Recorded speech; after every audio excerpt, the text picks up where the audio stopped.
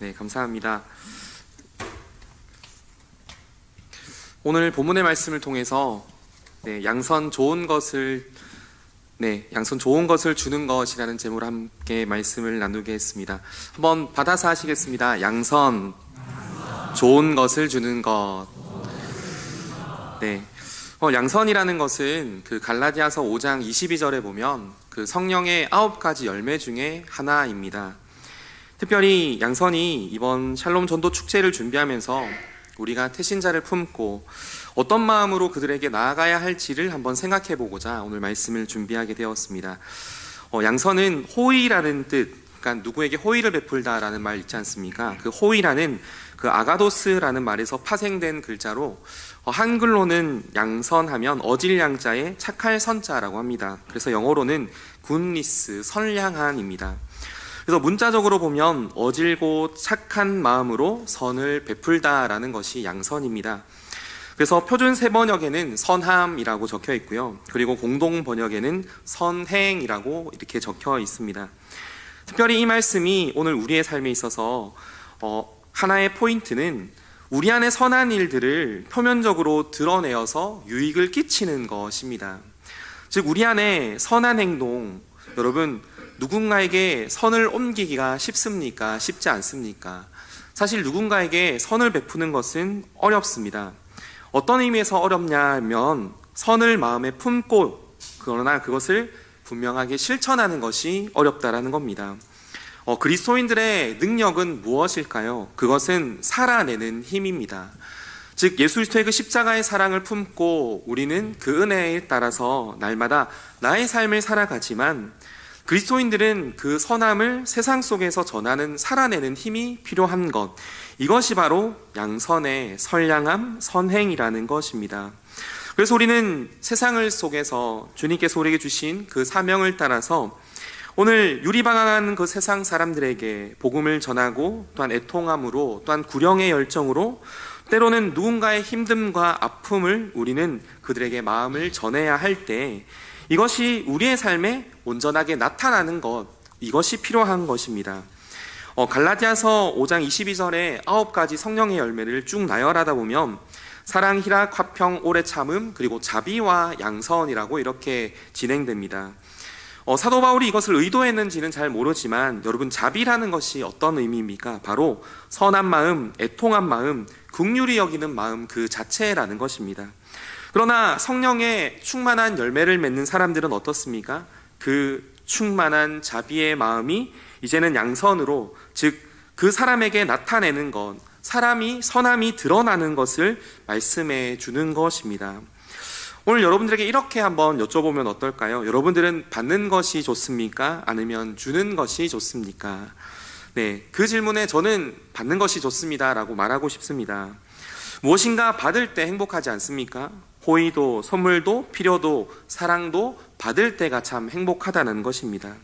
그러나 오늘 우리가 함께 나눌 양선은 이것은 무엇인가를 받아서 누리는 그 기쁨보다 무엇인가를 주어서 누리는 기쁨이 바로 오늘 양선이라는 것입니다. 그래서 성령의 열매를 품은 우리 그리스도인들은 자비의 마음을 품고 이제는 양선의 단계로, 즉 실천해서 옮겨내는 하나님의 선하심을 세상 속에서 나타내는 것이 우리의 삶에 필요하다는 겁니다. 3월 26일 샬롬 전도 축제 블레싱데이가 있습니다. 그때 우리는 어떤 마음으로 우리는 태신자에게 나아가야 하며 세상 속에서 또한 이런 영혼들에게 나아가야 하겠습니까?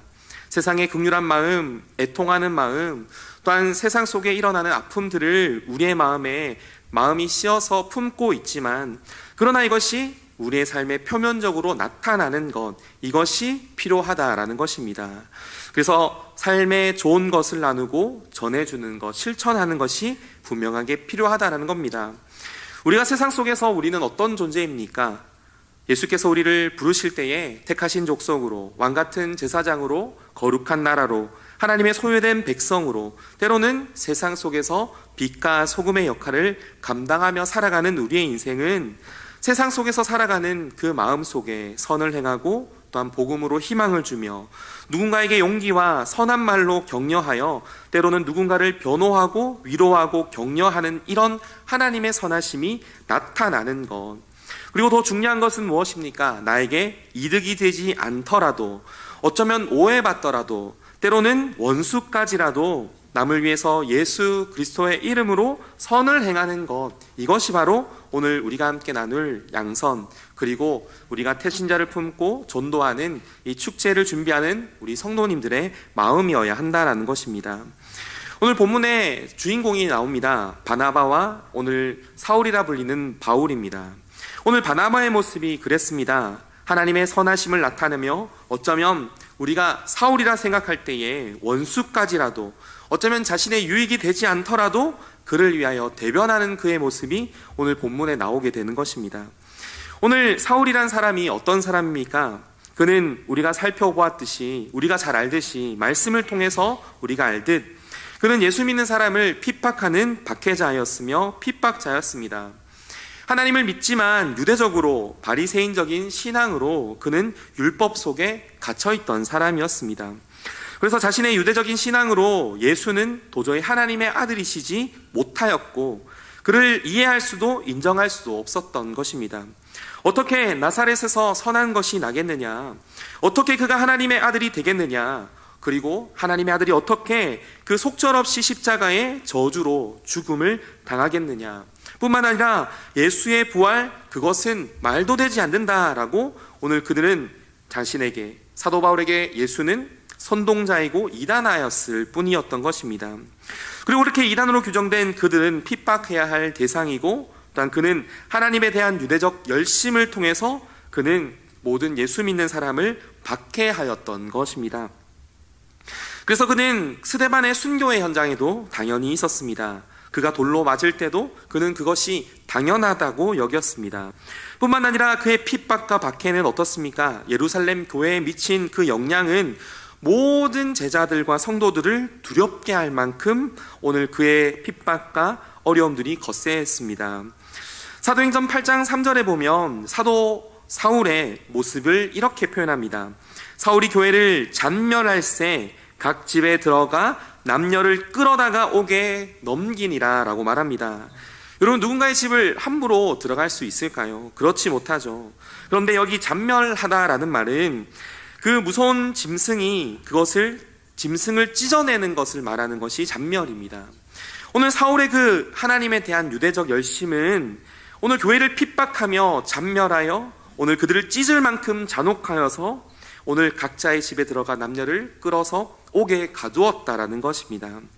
그런데 이것이 예루살렘에만 국한되었습니까? 이제는 확장시켜서 예수 믿는 사람을 위해서 잡을 그 공문을 가지고는 이제는 다메섹 지경까지 가게 됩니다. 사도행전 9장 1절과 2절 말씀에 우리에게 이렇게 말씀해 줍니다. 같이 한번 읽어보겠습니다. 사울이 주의 제자들에게 대하여 여전히 위협과 살기가 등등하여 대제사장에게 가서 다메섹 여러 회당에 가져갈 따르는 사람을 만나면 남녀를 막론하고 결박하여 예루살렘으로 잡아오려 함이라. 할렐루야, 아멘. 어떻습니까?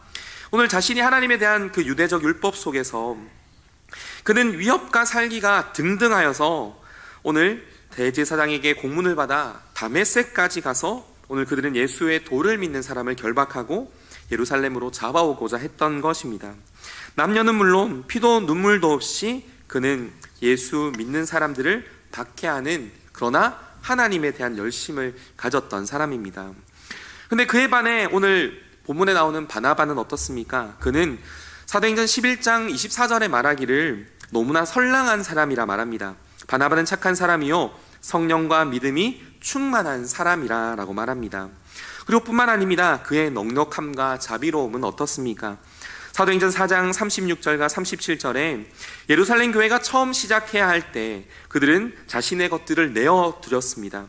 구브로에서 난 레위족 사람이 있으니 이름은 요셉이라. 사도들이 일컬어 바나바라 번역하면 위로의 아들이라 하니 그가 밭이 있음에 팔아 그 값을 가지고 사도들의 발 앞에 두니라 라고 말합니다.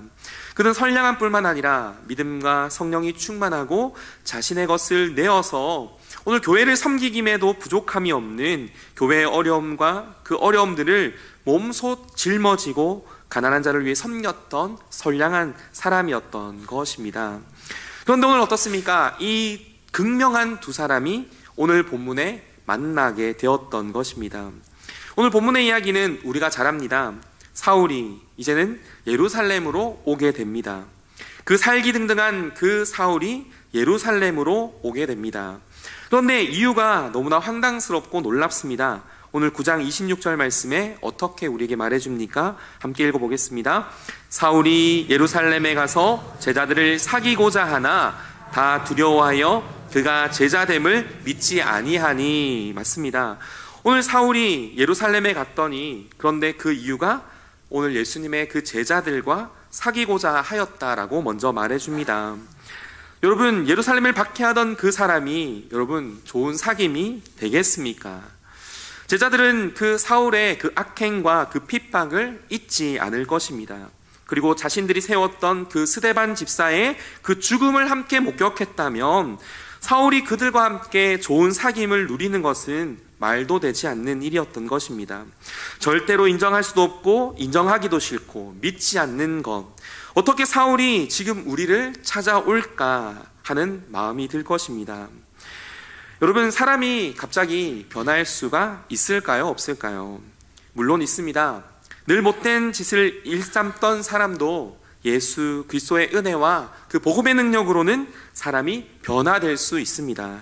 그 증거가 어디 있습니까? 저와 여러분들의 삶이 예수 그리스도의 복음으로 변화되었지 않습니까?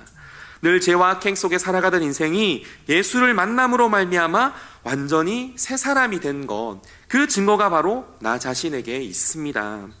그런데 여러분, 문제는 무엇입니까? 주변의 그 변화를 믿게 하는 것, 즉 영향력을 끼치는 것이 지금 당장이 너무나 어렵다는 사실입니다. 왜 그렇습니까? 그 이전의 삶과 행동들을 기억하는 자들에게는 나는 여전히 예수 믿기 전에 그 악함과 연약함이 남아있는 사람이었기 때문입니다. 자신의 모습이 바뀐 것이야 스스로 인정하기 쉽지만 어떻습니까? 그것을 이해시키고 다른 사람에게 받아들이게 하는 것은 너무나 어렵는 것입니다.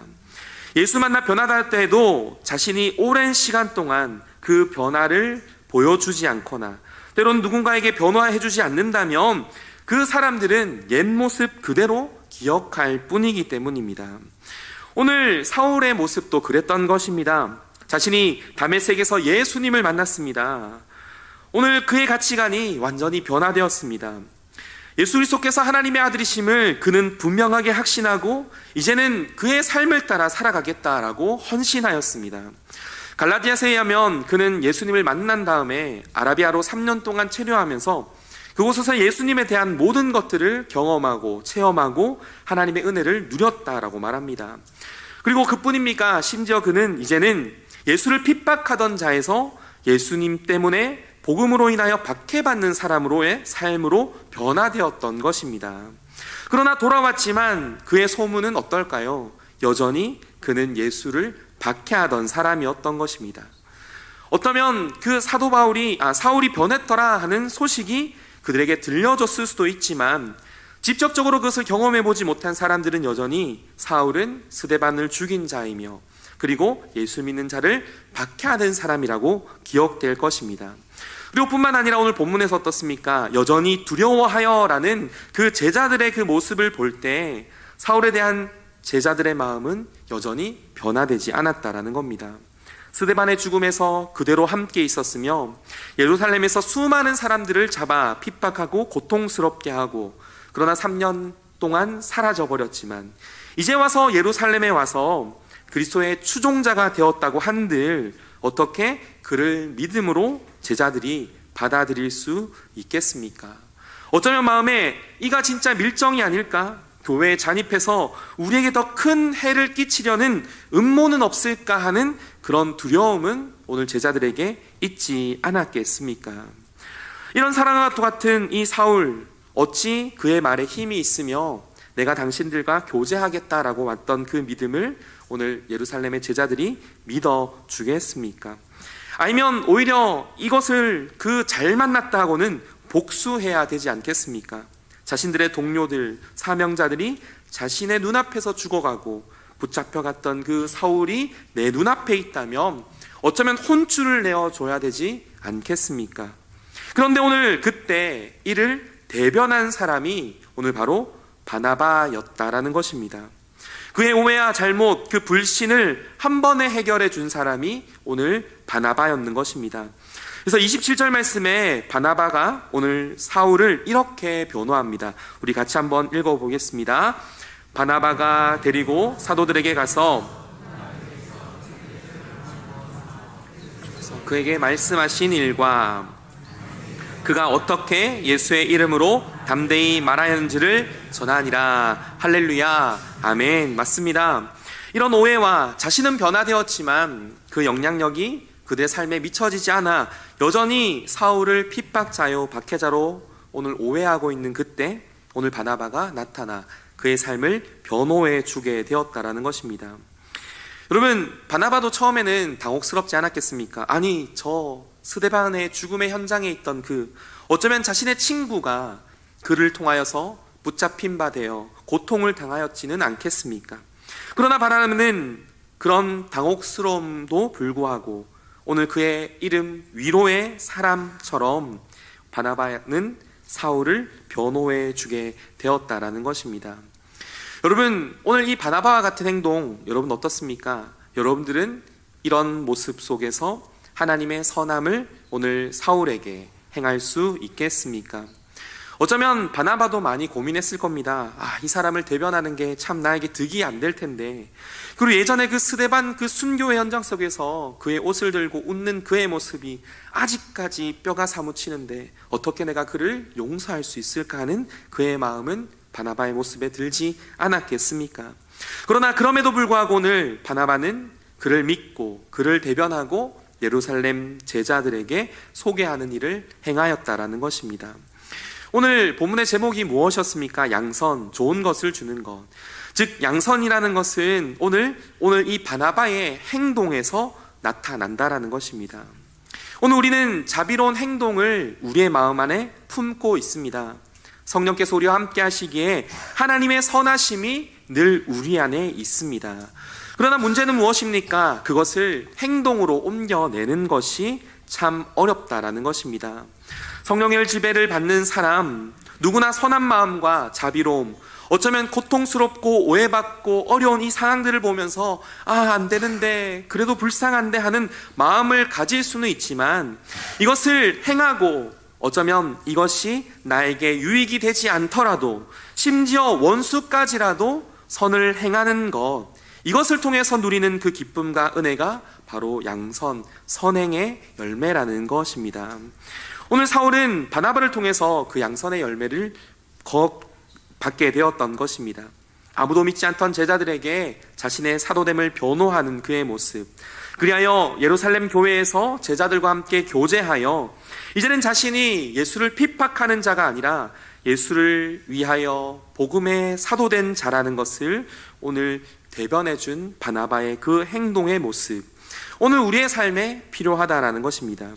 결국 그런 선함의 결과가 어떻습니까? 31절에 오늘 우리에게 성경은 이렇게 말해줍니다. 31절 말씀을 같이 한번 읽어보겠습니다. 그리하여 온 유대와 갈릴리와 사마리아와 교회가 평안하여 든든히 서가고 주를 경외함과 성령의 위로로 진행하여 수가 더 많아지니라. 할렐루야, 아멘. 사실 바나바가 사울을 대변하여 직접적으로 나타나는 현상으로는 볼 수 없지만 오늘 이렇게 기록하고 있는 이유가 무엇입니까? 이제는 그의 삶이 변화되고 핍박되어졌던 그 모습이 이제는 변화되어서 이제는 하나님의 복음의 역사가 점점 더 커져가고 이제는 교회가 더 믿음으로 던던히 서가는, 그래야 성령의 위로와 그 은혜를 통해서 점점 더 부흥하고 있다는 것을 오늘 말씀해 주고 있는 것입니다. 이제는 바나바를 통해서 변호받은 그 사울의 모습, 그는 어떤 모습으로 나아갑니까? 오늘 바나바가 수리아 안디옥에서 목회할 때에 그를 불러 이제는 함께 기도하고 안수하여 이제는 전 세계적으로 선교하는 선교사가 되어 하나님의 복음의 역사, 예루살렘 교회에 오늘 이방인의 사도로서 그는 하나님의 은혜를 펼칠 뿐만 아니라 그가 기록한 서신서만 해도 얼마나 많습니까? 하나님의 선한 은혜의 영향력으로 세워지게 되었다라는 겁니다. 그렇게 오늘 바나바와 함께 활동할 그때 이제는 사울의 이름이 어떻습니까? 13장 이후에 이제는 사울이라는 바울이라라고 이렇게 기록되어져서 진짜 그의 삶에 보라 옛것은 지나갔으되 새것이 되었도다라는 그의 고백처럼 이제는 그는 핍박자가 아닌 하나님의 복음을 전하는 바울이 되어 이제는 하나님의 복음의 능력자로 살아가게 되었다라는 것입니다. 오늘 바나바의 삶, 이것이 오늘 우리의 삶의 선행, 선함, 그 양성을 보여주고 있습니다. 오늘 우리의 삶에 이제 태신자를 품고 살아가는 우리의 모습, 3월 26일 그때 하나님께서 우리 주신 사명을 감당할 그때 우리는 어떤 마음으로 살아가야 하겠습니까? 좋은 것을 주어야 하는 마음도 알고, 내가 예수 그리스도의 복음을 전해야 하는 것도 알고, 내가 하나님의 사랑을 그 사람들에게 펼쳐내 우리가 지금 갖고 있는 축복 전도지로 그들에게 복음을 전해야 하는 것도 알지만 쉽게 그 걸음이 떨어지지 않는 것이 사실입니다. 하지만 우리는 어떻습니까? 이제는 전하여야 할 때라는 것입니다. 이제 말씀을 마치면 우리는 수많은 사람들과 관계 속에서 살아갑니다. 그런데 오늘 그 가운데 우리는 성령의 열매, 오늘 양선의 열매가 충만하게 드러나야 할 것입니다. 누구나 선한 마음을 품을 수 있으나 그것을 실천에 옮겨야 할 시기가 바로 이때라면 우리에게 주신 그 십자가의 은혜와 그 은혜를 이제는 모든 성도들의 마음을 가지고 태신자들을 품어내는, 그리하여 그들의 마음 가운데 어쩌면 예수를 알지 못하여 오늘 방황하는 그들, 어쩌면 혹은 잃어버린 영혼들, 어쩌면 오늘 사울과 같이 여러 가지 관계와 어려움과 지난날의 실수와 오해 때문에 여러 가지 사정으로 공동체로 돌아오지 못하는 그들을 향하여 우리는 우리의 선함을 행하여야 할 때라는 것을 기억하여 오늘 바나바처럼 그 복의 교두보로 만든 그 양선의 그 풍성한 열매가 우리 모든 경산교회 성도님들 가운데 충만하게 펼쳐지길 주님의 이름으로 축복합니다. 그리하여 여러분께서 품으신 그 선한 마음, 복음의 마음을 세상 속에서 실제적으로 전하여서 정말 이번 태신자 축제 때 하나님의 놀라운 부흥의 역사와 그 열매들이 나타나길 주님의 이름으로 축복합니다.